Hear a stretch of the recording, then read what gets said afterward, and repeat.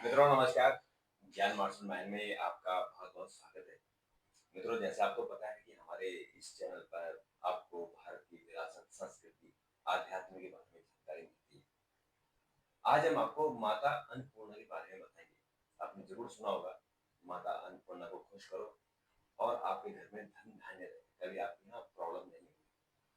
कौन है अन्नपूर्णा माता, इनका उत्पत्ति कैसे हुई और इनकी पूजा पद्धति कैसे होती है, इस बारे में आज चर्चा करेंगे। लेकिन उससे पहले आपसे आग्रह कि अगर आपने चैनल सब्सक्राइब नहीं किया तो सब्सक्राइब कीजिए, लाइक कीजिए और शेयर जरूर कीजिए। तो हम शुरू करते हैं हमारे विशेषज्ञ डॉक्टर प्रदीप मिश्री से। डॉक्टर साहब, आपका बहुत बहुत स्वागत है। तो आज आप माता अन्नपूर्णा देवी जी के बारे में बता रहे हैं। तो क्या उनका मतलब है, क्यों हमारे लिए महत्व है, क्यों हम उनकी पूजा करते हैं?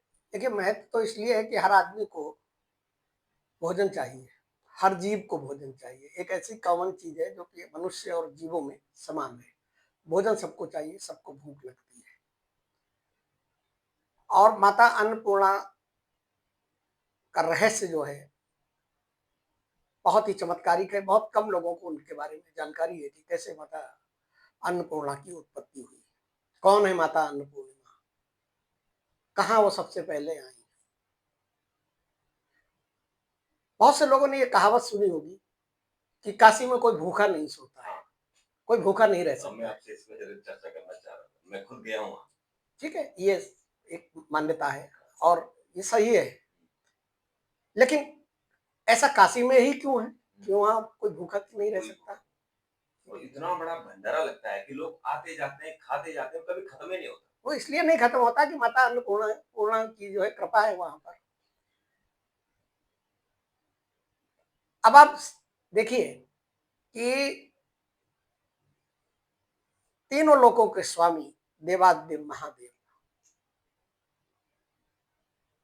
जो सबको देते हैं, दाता कहलाते हैं, भोले भंडारी कहलाते हैं। उनसे जो मांगो वो मिल जाता है। आखिर उन महादेव को भी भिक्षा क्यों मांगनी पड़ी और किससे मांगनी पड़ी? ये सारी चीजें जो है इनके बारे में हमारे पुराणों में, हमारे ग्रंथों में विस्तार से बताया गया है।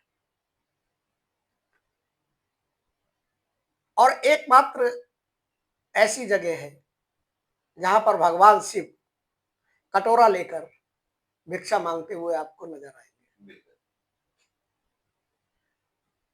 धर्म शास्त्रों में, धर्म ग्रंथों में ये कहा गया है, बताया गया है कि काशी महादेव के त्रिशूल पर टिकी है। हाँ। लेकिन काशी का पेट माता अन्नपूर्णा भरती है। बड़ी रहस्यमयी कहानी है, बड़ी रोचक कहानी है और समाज के लिए और सृष्टि के लिए संदेश भी है इसमें।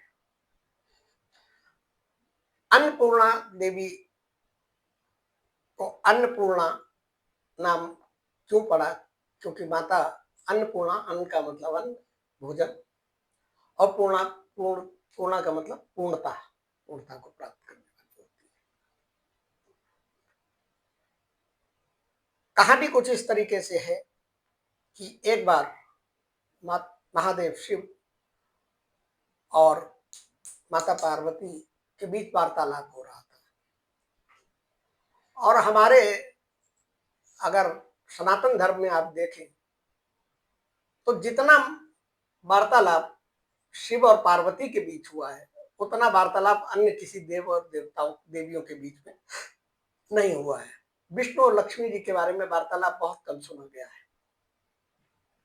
ब्रह्मा और सरस्वती जी के बारे में बहुत कम वार्तालाप का उल्लेख है।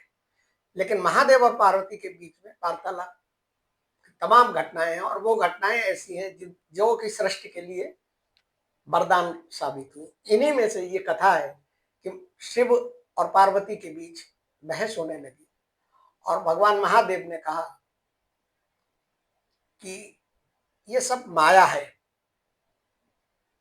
और माया में उन्होंने भूख को और अन्न को भी बोल दिया कि ये भी माया है। माता पार्वती ने इसका विरोध किया। उन्होंने कहा कि भूख एक जरूरत है, माया नहीं है। महादेव इस बात से सहमत नहीं हुए। उन्होंने कहा कि देखिए आप मुझे सिद्ध करके बताइए कैसे है। तो माता पार्वती को क्रोध आया और उन्होंने सारा अन्न जो था उसको समाप्त कर दिया। जैसे ही अन्न समाप्त हुआ, पूरी सृष्टि में त्राहिमाम त्राहिमाम मच गई।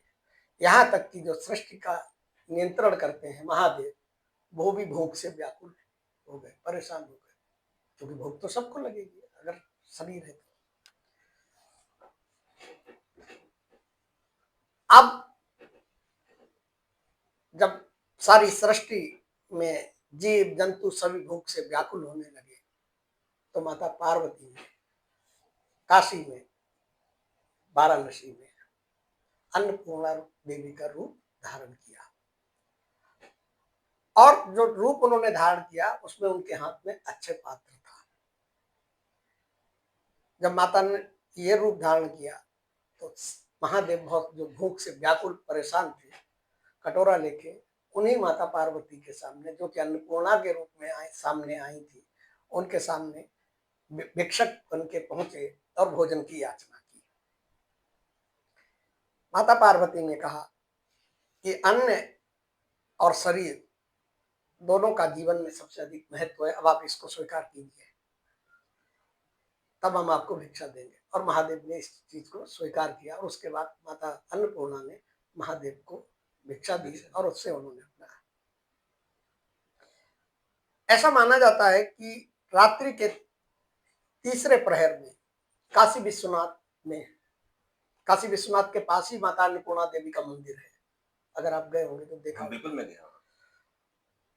काशी विश्वनाथ, और यह शिव शक्ति का मिलन भी माना जाता है, क्योंकि विश्वनाथ में महादेव खुद विराजमान है और माता अन्नपूर्णा बगल में अन्नपूर्णा मंदिर में पार्वती के रूप में, शक्ति के रूप में विराजमान है। वो एक वहाँ पोस्टर भी देते हैं जिसमें अन्नपूर्णा देवी जी जो के वास्तविक तस्वीर है उसको दिखाते हैं और देते हैं। हाँ, वास्तविक तस्वीर बहुत अद्भुत तस्वीर है। उसमें अब ऐसा माना जाता है, ऐसी मान्यता है कि रात्रि के तीसरे पहर में काशी विश्वनाथ और माता अन्नपूर्णा का मिलन होता है। उस समय अदृश्य रूप से, जो कि दिखाई नहीं पड़ता है, भोजन की ऊर्जा का प्रभाव होता है, मतलब अन्न का प्रभाव होता है। और यही कारण है कि काशी में कभी कोई भूखा नहीं सो सकता है, क्योंकि माता अन्नपूर्णा वहां पर स्वयं विराजमान है। अदृश्य भोजन भंडार है। जब माता अन्नपूर्णा का जो भंडारा चलता है, जो प्रसाद श्रद्धालुओं को मिलता है, उसमें खिचड़ी, पूरी, सब्जी, दुनिया भर की चीजें दी जाती है। कितने भी लोग आए, आपने देखा होगा, वो खत्म ही नहीं होता, खत्म नहीं होता। पूरा शहर उमड़ पड़ता है, खत्म नहीं होता। और जो आप फोटो की बात कर रहे थे कि माता की जो वहां प्रतिमा है, वो इसलिए अद्भुत और रहस्यमयी है कि उसमें वो स्वर्ण पात्र और रजत का करछुल दिए हाँ, है ना, मतलब उसमें अथाह अन्न भंडार है, अक्षय अन्न पात्र है वो, जिसमें कभी अन्न खत्म नहीं होता है। करछुल से वो जो है आदर्श रूप में देती रहती है। और ये माना जाता है एकमात्र मंदिर है वहां पे अन्नपूर्णा माता का। वैसे छोटे छोटे मंदिर बहुत, लेकिन मेन वही है, क्योंकि माता ने वहीं पे अन्नपूर्णा देवी के रूप में अवतार लिया था। हाँ, और वहां पर अभी जो विदेश से एक अन्नपूर्णा की मूर्ति आई थी, हाँ, तो याद होगा, बहुत धूमधाम से लाई गई और बिल्कुल विधि विधान जो हमारे हिंदू रीति रिवाज के हिसाब से दिल्ली से उन्हें बनारस तक ले आया गया। और वही काशी विश्वनाथ जी में जो नई वाली, पुरानी नहीं, जो ओरिजिनल है वो थोड़ा पीछे है, जो ओरिजिनल जो नई मूर्ति काशी विश्वनाथ के साथ अन्नपूर्णा जी की बनी, वहीं उन्हें स्थापित किया गया। और हमारे शास्त्रों में ये बताया गया है कि जब जब पृथ्वी पर अकाल पड़ेगा, यही माता अन्नपूर्णा तब तब अवतार लेकर संपूर्ण मानवता की रक्षा करेंगी, और पहले भी की है। आपने जो प्रतिमा देखी होगी, उसमें माता का दाहिना हाथ जो है हमेशा दान मुद्रा में दिखाया गया है। और इससे एक संदेश ये भी दिया गया है, और कलयुग में हमारे यहाँ लिखा हुआ भी है, दान सबसे बड़ा धर्म है। कलयुग में जिस दिन दान खत्म हो जाएगा, उस दिन जो है कलयुग चरम पर पहुंच जाएगा। दान की प्रक्रिया भी धीमे धीमे कम होने लगी। जैसे खत्म होगा वैसे ही कलयुग अपनी चरम अवस्था पर होगा। और अक्षय पात्र जो माता के हाथ में जो है सोने का, उससे एक संदेश मानवता को ये जाता है कि जिस घर में श्रद्धा और सेवा होती है वहां कभी अन्न की कमी नहीं होती। इसीलिए हिंदू धर्म में या किसी आपके अपने गुरु जी हैं या कोई सिद्ध योगी हमेशा आपको एक ही संदेश देंगे कि अगर आपके घर पर कोई भिक्षुक आ जाए तो खाली हाथ नहीं जाना चाहिए, और जितना आपको संभव हो, जितना आपके पास है, जितनी आपकी शक्ति है, उस शक्ति के अनुरूप जो है आप भूखों को भोजन कराएं। माता की कृपा बनी रहेगी, अन्नपूर्णा का भंडार कभी खत्म नहीं। और इसलिए हमारे हिंदू धर्म में बहुत सारे लोग हमने देखे हैं कि भंडारा लगाते हैं, भंडारा लगाते कि भूखों को आप खाना दो, ताकि वो अगर तृप्त होंगे तो आपको वैसे ही आशीर्वाद देंगे, आशीर्वाद, और माता का आशीर्वाद वैसे ही मिलेगा।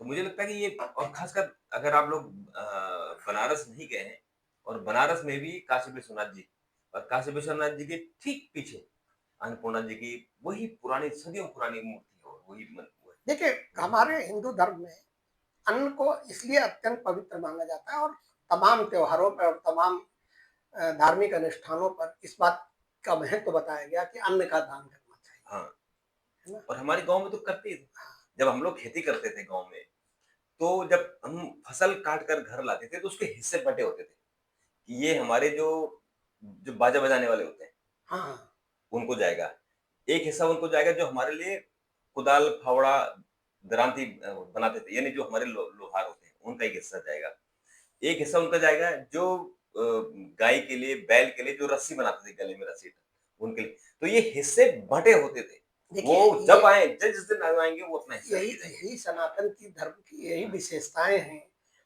कि ये ऐसा वर्ग है कि ये इसके पास जो है साधनहीन वर्ग है। इसके लिए ये हमारे धर्म से जोड़ दिया गया इन चीजों को कि जब भी आप अपनी फसल लेकर आए तो आप उसमें से छोटा छोटा हिस्सा इन लोगों देना को, ही देना क्योंकि है। आपको तो भगवान ने खेत दिए हुए हैं, आपको फसल मिल रही है, लेकिन ये तो कामगार लोग हैं ना, इनको देना ही देना ही देना है। उनका हिस्सा है वो। तो समाज में जो सामाजिक समानता की बात है वो हमारे सनातन धर्म में बहुत पहले से बताई गई है, जिसकी कि आज नेता लोग और बात इसीलिए करते हैं। आपने सुना, ये अभी तो चूंकि पॉलिटिकली हंगामा हो गया कि भुखमरी है, लोग भूखे मर रहे हैं, गांव में कभी कोई भूखा नहीं मरता था। गांव में हर, जिसके घर में अन्न है वो पड़ोस में जिसके यहाँ प्रॉब्लम है उसको यहाँ दे के आते थे।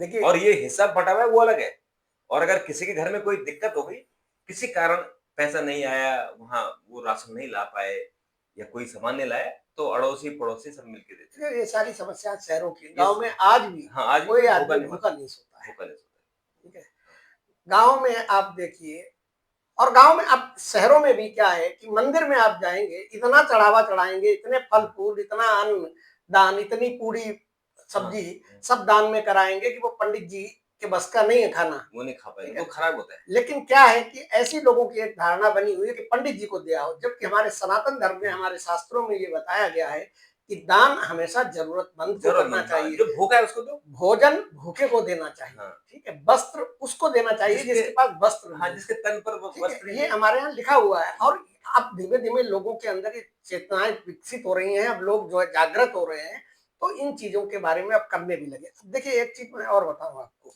कि आमतौर पर माता अन्नपूर्णा को अन्न की देवी के रूप में जाना जाता है, मतलब कि माँ जो है अन्न की, भोजन की पूर्ति करती हैं, धन धान्य से संपूर्ण करती हैं, समृद्धि, करुणा और जीवन शक्ति की प्रतीक भी माता मानी जाती है कि, और ये माना जाता है, और ये माना क्या जाता है, ये सत्यता भी है कि माता अन्नपूर्णा के बिना जीवन संभव नहीं है, क्योंकि बिना अन्न के, बिना खाए हुए आप जो है कितने दिन जीवित रह सकते हैं, अगर शरीर, मतलब आमतौर पर भोजन देने वाली माँ के रूप में उनको देखा जाता है, लेकिन तंत्र शास्त्र में उनका रूप जो है वो बेहद रहस्यमयी और बहुत ऊंचा माना गया है।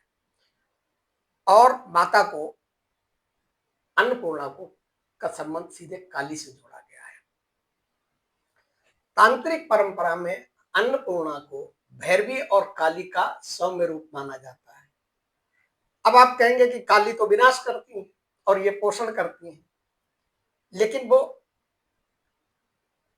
देवी की शक्ति के दो रूप हैं। एक रूप में वो पोषण का कार्य करती हैं, वो माता सौम्य रूप जो है वो माता अन्नपूर्णा का है, और जिसमें वो विनाश करती है उग्र रूप है वो काली का है, चंडिका काली का का है वो रूप है। विनाश उनका करती है जो अधर्मी है, हाँ, उनका वो विनाश करती है जिसका विनाश कोई नहीं कर सकता, इसलिए माता करती है। हाँ, तो ये और लेकिन देखिए ये एक ही सिक्के के दो पहलू दो हैं। पैर एक में वो जीवन लेती हैं, एक में जीवन देती हैं। क्योंकि अगर ऐसा नहीं होगा तो प्रकृति का संतुलन संतुलन खराब हो बिगड़ जाता है। जाएगा। संतुलन बनाने के लिए तो ये संतुलन बनाने के लिए होता, तो एकमात्र ऐसा स्थान जहाँ पर कोई भूखा नहीं सो सकता है, जहाँ पर भगवान शिव को भिक्षुक बनना पड़ा, भोजन के लिए अपनी ही पत्नी के पास याचक बनकर जाना पड़ा, जो कि माता अन्नपूर्णा के रूप में आई थी, और उनको भोजन दिया, उनकी क्षुधा मिटी, और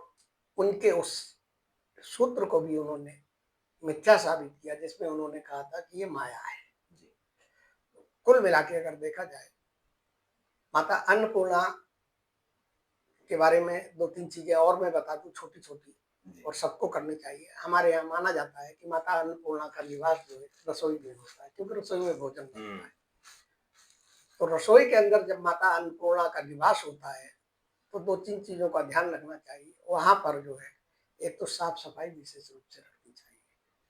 दूसरी बात, जब भी भोजन बनाए, जो भी महिला भोजन बनाए, उस समय उसके अंदर क्रोध नहीं होना चाहिए, क्योंकि क्रोध में बनाया गया हुआ भोजन, उसके अंदर जो नेगेटिविटी जाती है वो पूरे परिवार के सदस्यों पर असर करता है।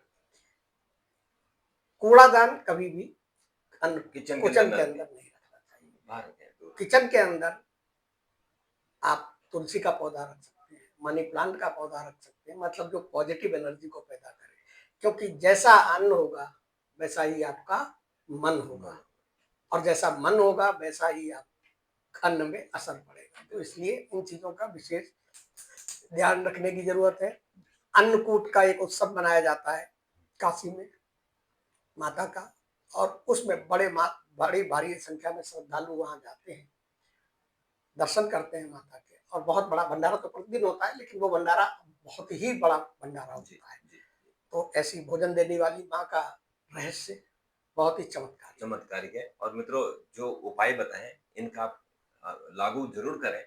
किचन को साफ रखें। वैसे शहरों में तो एक बड़ी गलत परंपरा हो गई है कि जूठे बर्तन किचन में रख दिए जाते हैं हाँ, कि ये सब सुबह सुबह माई ये आएगी नहीं तो रखना, ये सब नहीं करना है। मैंने बताया ना, ये सब चीजें नहीं करनी। एक्चुअली पाप है कि आपको रात को किचन में गंदे बर्तन रखने ही नहीं चाहिए। जूठे बर्तन नहीं रखने हैं आपको। जूठा खाना खाया हुआ बहुत से लोग आधा खाते आधा रख देते हैं, वो नहीं रखना है। वहां पे जाले वाले नहीं होने चाहिए, हवा आनी चाहिए, प्रकाश आना चाहिए। ये सारी चीजें हैं, वास्तु में बहुत चीजें बताई नहीं है, लेकिन कुल मिला के आप अगर इतना ही कर लें कि किचन को हमेशा साफ सुथरा रखें, वहां कूड़ा नहीं हो, वहां पर झाड़ू नहीं रखी जाए। बहुत से लोग क्या करते हैं, किचन में झाड़ू रख देते हैं, वो भी नहीं रखना। ये सारी चीजें वहां पे बिल्कुल, तो इन बातों का ध्यान रखें। और तो अन्नपूर्णा, माता अन्नपूर्णा तो सब पर अपना आशीर्वाद बरसाती हैं। आपके घर में अन्न की, धन की कमी नहीं होगी। डॉक्टर साहब, आपने बहुत अच्छी-अच्छी बातें बताई और हमारे दर्शकों का मुझे लगता है कि बहुत फ़ायदा होने वाला है। आज आज आप पूरा इसको देखिएगा। डॉक्टर साहब, आपका बहुत-बहुत धन्यवाद। मित्रों, आपका भी बहुत-बहुत धन्यवाद, और इन सब चीज़ों को अपने जीवन में लागू कीजिए और चैनल को सब्सक्राइब ज़रूर कीजिएगा। अगर आगे इसको शेयर भी कीजिए, लाइक भी कीजिए। ऐसे ही हम आपको नए-नए और बहुत जो आपके काम के होंगे, आपके जीवन में वृद्धि करेंगे, उस तरह के हम आपके लिए वीडियो लाते हैं। तो आप इंतज़ार कीजिए एक और वीडियो का। तब तक नमस्कार।